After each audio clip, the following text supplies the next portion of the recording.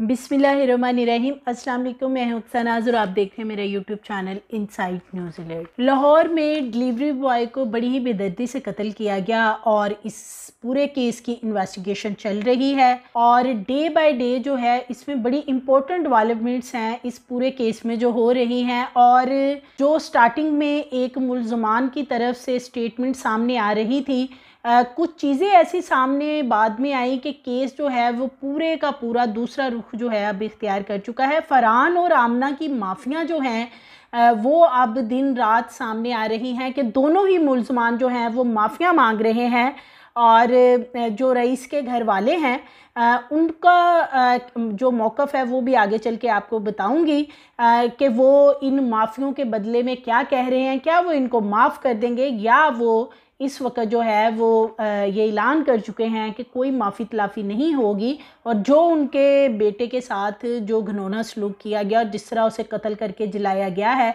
सो इन मुल्ज़मान को वो कहते हैं कि उन्हें कैफरे किरदार तक पहुंचाया जाए। दूसरा इसमें आज की वीडियो में ये भी आपसे शेयर करूंगी कि रईस की जो आखिरी कॉल थी अब उसका डाटा जो है वो सामने आ गया है कि वो आखिरी कॉल बेसिकली उसने किसको की थी और उसके बाद फिर उसका मोबाइल नंबर जो है वो इन लोगों ने मुल्ज़मान ने लेके ऑफ़ कर दिया।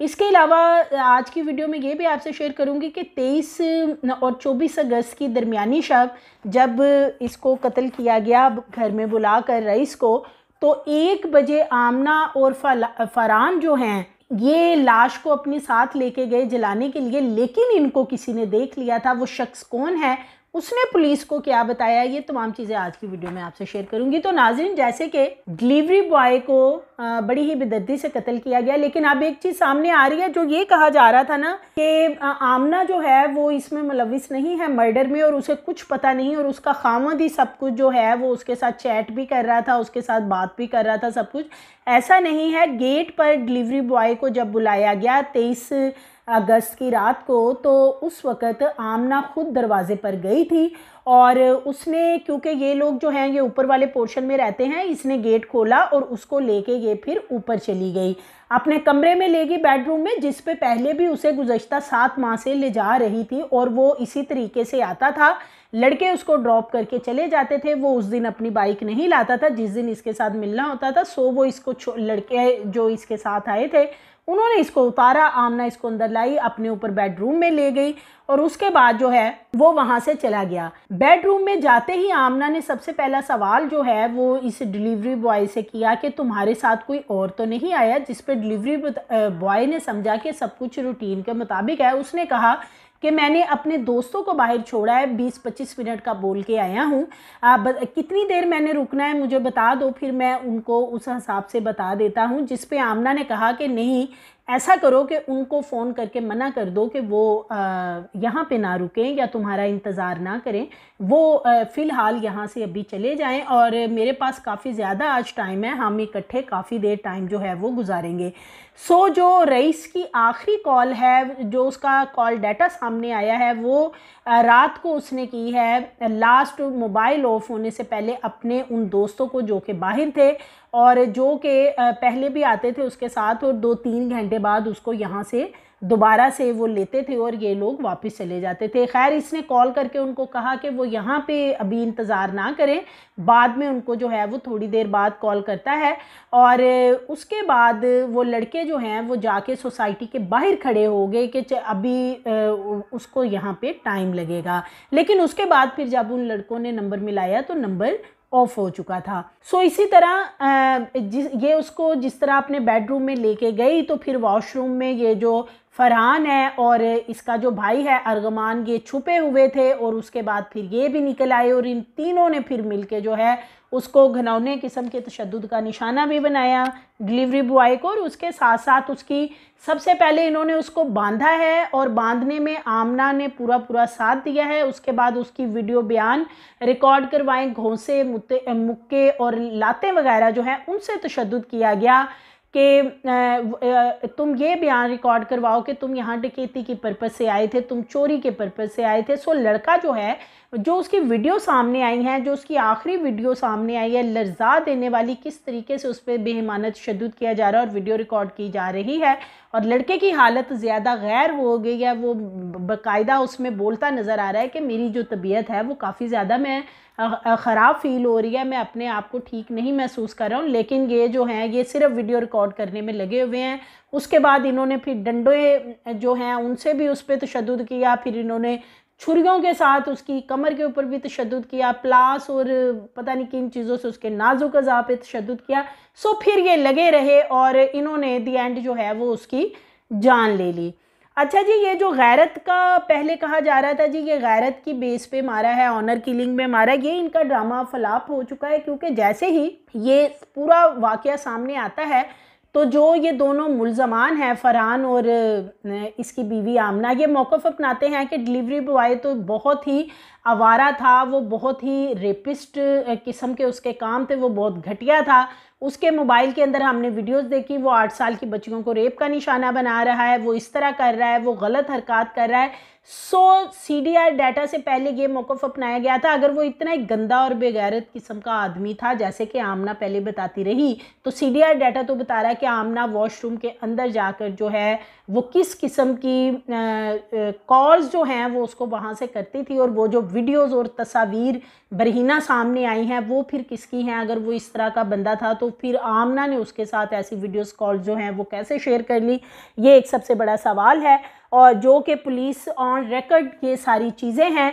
और आमना ने अपने पास 2 मोबाइल रखे हुए थे, एक मोबाइल का खामद को पता था, दूसरे का नहीं पता था। सो आमना ने एक मोबाइल छुपा रखा था, जो कि अब पुलिस ने वो भी जो है वो मोबाइल लेके उसका पूरा फ्रांजिक करवाया है, उसका कॉल डाटा लिया, जिसमें से वॉशरूम की ये जो तस्वीर और वीडियोज़ निकली हैं वो इसके उस मोबाइल में से निकली हैं जो इसका पर्सनल मोबाइल था। 6 माह की चैट है जो कि व्हाट्सएप चैट और दीगर जो वीडियो कॉल्स और दूसरा जो रिकॉर्ड है वो सारे का सारा जो है वो सामने आ चुका है।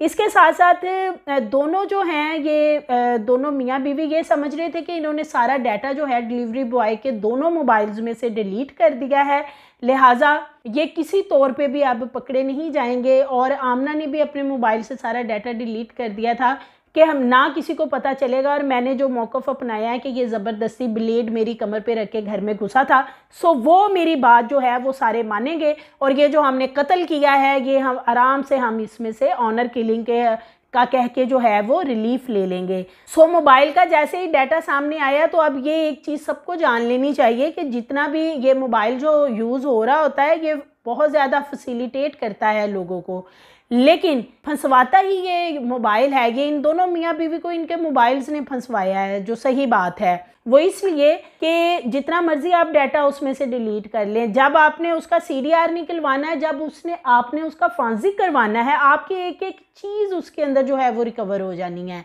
और इवन के जो व्हाट्सएप चैट है, जो आपकी व्हाट्सएप वीडियो कॉल्स हैं, जो आपने मुख्तलिफ तस्वीर शेयर की हुई हैं, जितनी भी आपकी चैट हुई है वो सब की सब जो है वो रिकवर हो जाएगी। सो ये सारा कुछ रिकवर होने के बाद फिर पुलिस ने जो है वो बताया कि ये तो खातून जो है ये मुसलसल झूठ बोल रही है, ये खुद रिलेशनशिप में भी थी, इसका अफेयर चल रहा था और ये फ़िज़िकल रिलेशनशिप में थी गुज़श्ता 6-7 माह से, और उस लड़के के ऊपर जो है वो जस्ट ये उस वक़्त इल्ज़ाम तराशी कर रही थी। वो इसलिए कि देखें ताली दोनों हाथ से बजती है, अगर इनका तल्लुक था तो दोनों का ही तल्लुक था, और बिलखुसूस के 3 बच्चों की माँ थी, तो इसको इन चीज़ों को लेके सोचना चाहिए था कि मैं ये जिस तरफ चल रही हूँ या जो स्टेप उठा रही हूँ, और बिलखुसूस फिर घर बुला के वहशियाना तशद्दुद और ये जो मर्डर करके लाश जलाई है, तो ये इन लोगों को पता होना चाहिए था कि ये कितना घिनौना जुर्म कर रहे हैं, और फिर इसकी सज़ा भी क्यों। हम किसी जंगल में तो बैठे नहीं हुए, मुल्क के अंदर देखें एक मुल्क है, उसके अंदर कानून तो बने हुए हैं ना, और उसके मुताबिक जो है अगर हर कोई फिर जिसको जो कोई बुरा लगेगा, जिसको किसी से कोई भी खार होगी, कोई नफ़रत होगी, वो खुद ही पकड़े उठा के उसको मर्डर कर दे और कहे कि जी ठीक है उस वक़्त मैं गुस्से में था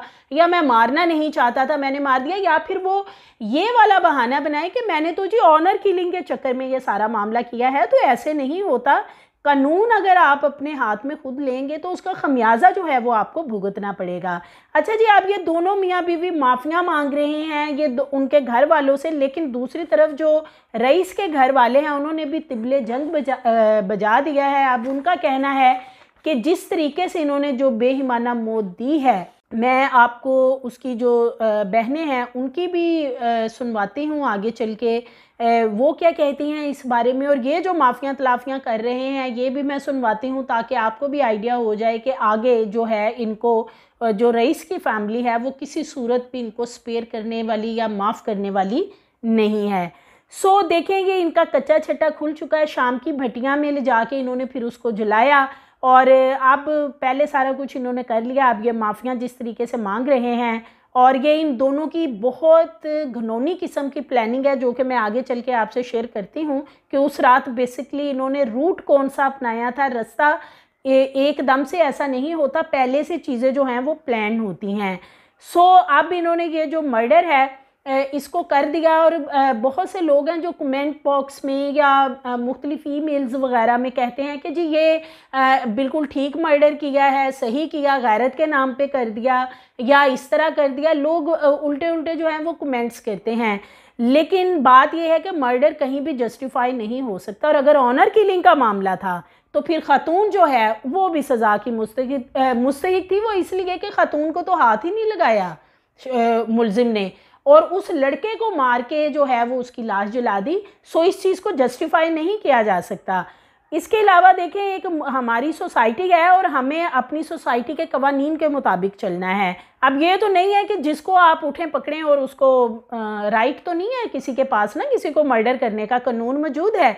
तो किसी को अज़ियतनाक मौत देने से पहले इनको चाहिए था पुलिस से रब्ता करते, कहीं उसकी कंप्लेन करते, कंपनी में कंप्लेन करते, उसके वालिदैन से जाके कंप्लेन करते। बहुत सारे रास्ते होते हैं।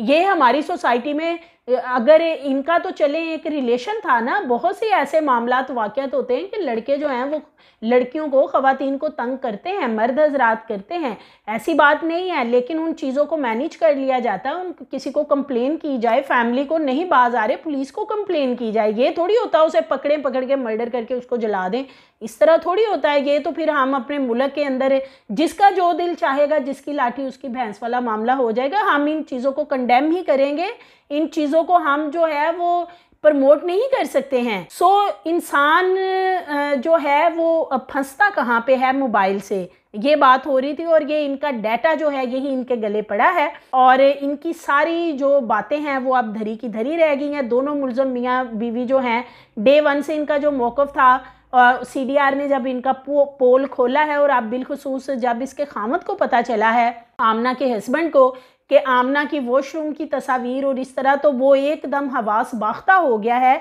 कि उसको बहुत सी चीज़ों के बारे में पता नहीं था। अपने मोबाइल में से आमना ने बहुत कुछ डिलीट कर रखा था और उसका खामद नहीं जानता था इन तस्वीर को, वीडियो कॉल्स को। लेकिन जब अब उसको सहाफ़ी जाके कहते हैं कि जब इनको इंटरव्यू देने का भी बहुत शौक़ है, इन्होंने हर किसी को इंटरव्यू देना जिस दिन के ये पकड़े गए हैं।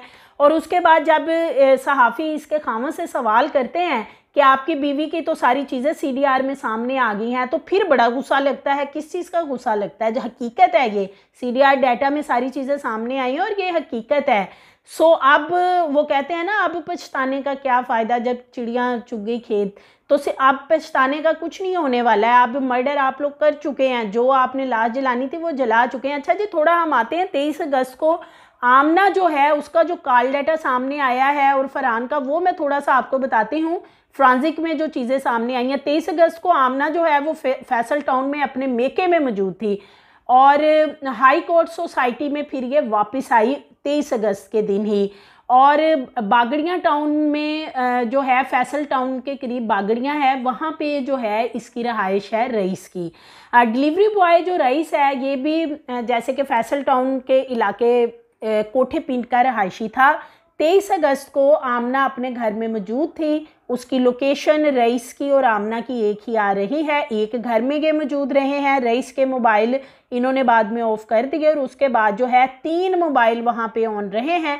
एक आमना का मोबाइल, एक इसके खामद का, और एक इसका जो देवर है अर्गमान उसका, और इसका जो ससुर है कैसर वो भी घर में, उसकी लोकेशन भी वही आ रही है, वो भी घर में मौजूद था। 1 बजे के करीब जो है आमना और फरहान जो है उनकी लोकेशन अब क्या बता रही है, वो ये बता रही है कि ये वहाँ से निकलते हैं हाई कोर्ट सोसाइटी से, और उसके बाद ये मुल्तान रोड पे काफ़ी देर जाते हुए गाड़ी में फिर ये आते हैं डिफेंस रोड के रास्ते केनार रोड की तरफ।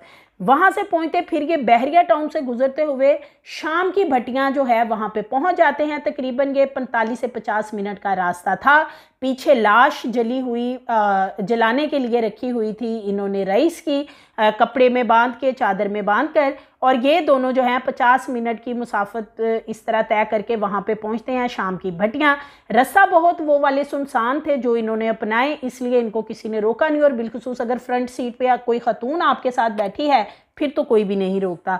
सो ये इस तरह वहाँ पे पहुँचे। इसके बाद इन्होंने डेड बॉडी को बाहर निकाला, और निकाल कर जो है इसने पेट्रोल डालकर लाश को जला दिया। लेकिन वहाँ एक शख्स जो है वो देख रहा था कि इन्होंने गाड़ी में से कोई चीज़ निकाली है और उसको रख कर ऊपर पेट्रोल डालकर आग लगा रहे हैं। सो इन्होंने फ़ौरन आग लगाते वहाँ से गाड़ी भगाई और ये वहाँ से निकल गए।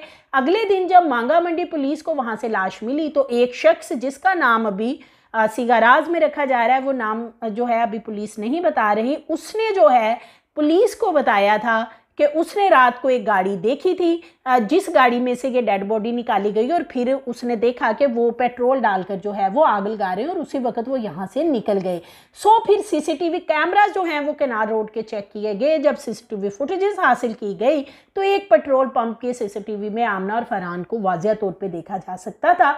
आमना से एक मोबाइल और जैसे कि मैंने बताया अभी इन्होंने लिया है, और उसको जो है वो मोबाइल बरामद करके उसका जब फ्रांसिक करवाया गया है तो 6 माह की चैट और बाथरूम की वीडियोस और दीगर जो पिक्चर्स वगैरह हैं वो तमाम चीज़ें जो हैं वो रिकवर की गई हैं। चलान के साथ CDR डाटा जो है वो तमाम चीज़ें लगा कर चलान जमा करवाया जाएगा। फरहान और आमना जो हैं इनको कोई सज़ाए मौत से नहीं बचा सकता, बिलखुसूस फरहान जो है वो सज़ाए मौत या उम्र कैद से, मैंने इस पर एक डिटेल स्टोरी की है लीगली पॉइंट ऑफ व्यू से, वो अगर आप देखना चाहें तो वो आप देख सकते हैं, कल मैंने शेयर की थी।